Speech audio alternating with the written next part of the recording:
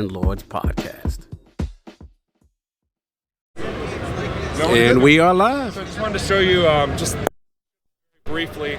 This is the Sentinel, this is the Interceptor, and this is the Assault Fighter. And what each one of these is actually using is we kind of just generated some different looks just to start things off. It's a prototype, okay? But what I can do is also cycle between the different looks of these modular ships that all have like different wings and different engines, different bodies associated with them. And this is how we are able to generate a lot of different player ships that will be available in the full game. Awesome. So I'm actually going to use this guy because it's that guy. That's that guy right there. Nice. Good. Nice. So just wanted to show you that little thing. No, I love it. Now, as far as customization, can we get like snazzy with our paint jobs and do that, or we're locked in right now? I think the big thing is going to be similar to what we did with Everspace 1, where we had a primary, a secondary, and a tertiary color option. Okay. So that way you have that customization, but it's also not going to be, it's not going to be like super crazy. I can paint whatever the heck that I want. Right. Sounds good. The ships are real sexy. Unreal's looking real sexy. We're excited about the colors. Oh, thanks. Yeah. So I'm just going to kind of like fly through space a little bit. This is beautiful. Oh, thank you. So there's a lot of different ways to engage your foes. I'm just going to do the standard, use a pulse laser. He's going to try and dodge around a little bit. Now, I'm noticing numbers on enemies, so I'm going to assume that there's certain enemies from a leveling standpoint that we can handle with, and maybe some we cannot handle with. That is absolutely correct. Yeah, the leveling progression system that we're adding is going to help make certain levels more challenging versus some areas easier. So you can kind of pick and choose. Do you really want to pick that big fight, or do you want to kind of go a little bit smoother in your travel time? This is I just grabbed this fuel canister, and we're going to try and see if we can hit this drone. Maybe we can. We went too far. The fact that you could even do that. But we have this nice little grapple mechanic this time around where you can interact with certain objects and have some fun. Fire! Is this keyboard, mouse, and controller, or do you have joysticks enabled? Controller support? Joystick support is definitely a thing. We have controllers not only, but then also like all types of HOTAS. Nice. A lot of people have their HOTAS, and when you're going into space, of course we're going to make that accessible. Can you double joystick this, or just the single? That's a good question. I want to say yes, but I'm not actually sure. It's all right. It's something we could look into. All right. So with the handcrafted environments that we're flying around, there's also secrets that we're able to plug in. So we're able to find this energy core and this explosive plating, which is a great point to show you a little bit of the Diablo loot? Yeah, so each one of these has just a different attribute associated with it. You have 6 different attributes on your character, much like 6 different attributes of a Dungeons & Dragons character, right? So in the case of these, it's not too much of a bonus, but it's something extra. Right. So we have more armor now, more structure, we have more repair, and the energy core is just giving us a little bit higher capacity and recharge rates. It's not anything substantial, but if we were to find something that was not just superior, but something that was rare, or maybe something exotic or legendary, something along those lines. Going into the Destiny space, I like this talk. So then we could start finding some attributes that change everything. That maybe we have an energy core that adds a substantial amount to your handling. So all of a sudden now when you want to do like a barrel roll, you could spin like the Dickens. Oh man, so what's cool, the loot variation is really going to open up the possibilities of your gameplay style and what you like to do based on what loot you get. Right, absolutely. Is that green like almost like a flag, like they're faction based, or how is that? What are we doing? That looks fun. So the factions, so each of the factions does have kind of like a unique call sign insignia bound to them. So you kind of know, this is the property of the Coalition. Oh, this is the property of the GMB. Oh, this is not really a faction owned by anybody. They're just kind of like scoundrels that are just operating. Scoundrels? Yeah, just sheer scoundrels, right? What I wanted to show you here just very briefly was that we have this action freeze sort of system where you can pause and just take your own shots of whatever it is going on. It's that Unreal. That's right. And we do have other modifiers too. You can actually see I'm changing the depth of field here. So we can get all types of sexy shots. That's fire. So we got the action shots, our camera mode. Okay. Yeah. And then we can just resume right where we left off. We'll actually have more to talk about with the action freeze later, because there may or may not be more coming to it. Okay. So it'll be good. Fair enough. This is I'm really digging it. And again, I see you putting up little shields. What about basic controls? You got your shields, you got your blasters, that kind of thing. We got our hyperspace that we're clearly doing right now to unlock a location. Yep. So now we're actually leaving the location entirely. Because we didn't like that battle. We wanted to go explore somewhere else. So you can actually see we're moving away from that planet that we were just at. That's cool. So we are flying entirely in this region. Wow. All of this is open where we can just kind of go wherever we want, do whatever we want. Fire with the Mass Effect style map that I like. Yeah, kind of, yeah. And so through this area, we could encounter unknown signals and travel to a new location, or we can just say like, I want to fly to the star. It's autopiloting now. If I don't want to wait, you know what, that's fine. I'm just going to hold down this R button and we're there.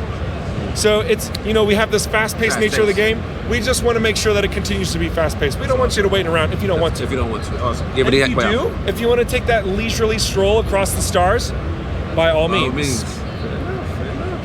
So nice. So we got, now this was kind of like what I call the wing commander stuff, where you got your NPC talking to you while it's going on, voice acting going on. Yeah. I am particularly drawn to that level of stuff. So tell us about that scientist and what these guys are trying to tell you while you're doing your missions. Okay.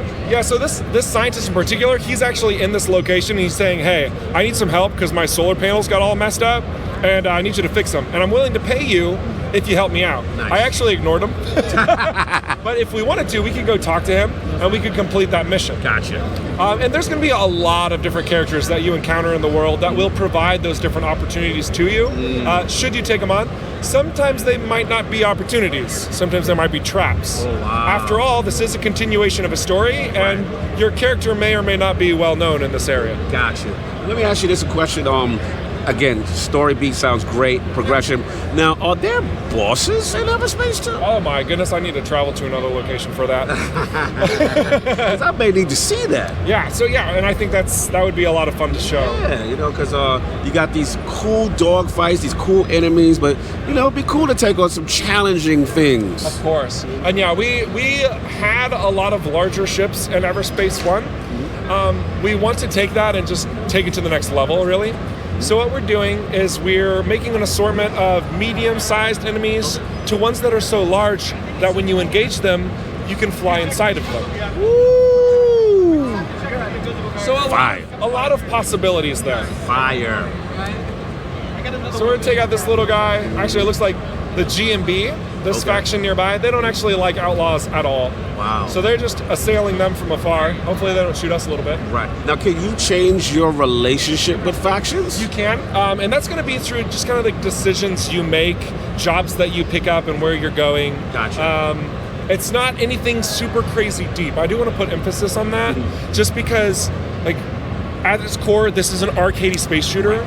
This is not a simulation. This is not something where you need to manage 50 different thousand systems to figure out, how do I tweak and modify these relationships? Do I need to buy a cup of coffee for this guy? It's you don't need to do any of that stuff. We're not going the Fallout or the Outer Worlds route. Right. It's very simplified to if you want to better your relationship with somebody, you complete jobs for them. If you want to hinder that, you take a job and then you don't complete it, or you just straight up attack them.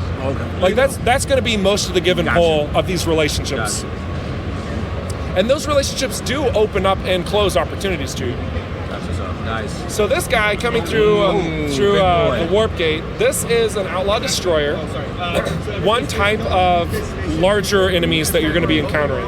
Wow. Now I'm shooting a pulse laser at him, and it's doing barely any damage, and that's because the pulse laser deals much more energy damage as opposed to kinetic damage.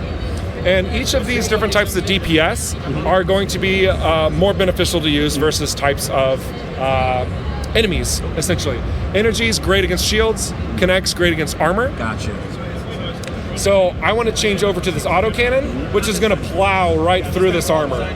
And now I'm hitting his hull and he's going down. But we're still taking little damage, right? Yeah. So he opened up these coils, which do tremendous damage to him until he closes those coils and gains armor back.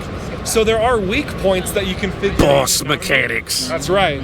So you have these weak points that you can figure out and target. Fire. Even these turrets, if they take enough damage, they'll actually go into the ship to repair, as you can see right there. So depending on how you engage, you're going to have new opportunities just in a single ship engagement like this. Fire. This is super impressive. That just you shooting the coils, I'm blown away by that. I'm like, okay. Now let's do it one more time. Maybe we can take this guy out in a single salvo. Get him. Get him. Like, look at his health go down. Oh, Yes. beautiful.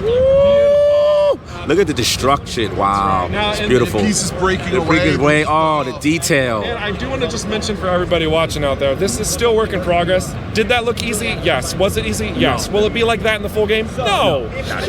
we know it's going to be much harder. We're going to challenge people for sure. So you will be rewarded for your accomplishments. Looks absolutely spectacular. The backdrops, the planet. This is for the arcadey shooter, but also the Diablo loot mechanics, the factions, the story. You got a lot going on there with Eververse 2, man. We're really excited, man. I cannot wait for release. So again, any other questions you got, Lord Petey? You're I'm thoroughly good. impressed? I'm good. I'm impressed. I love seeing how the graphics are. Oh, it's stunning. It's so stunning. great. We cannot wait for release. Again, an absolute pleasure. Eververse 2, early, but hopefully coming up out of Kickstarter and then release, hopefully. Yeah, early access will be end of the year in September. It's 100% locked in place. It's not changing. With the full release out 1 year after that. You heard it here first at Rockfish Games with another one, man. Absolute pleasure. Thank you so Seriously, much. it's my pleasure. Absolutely.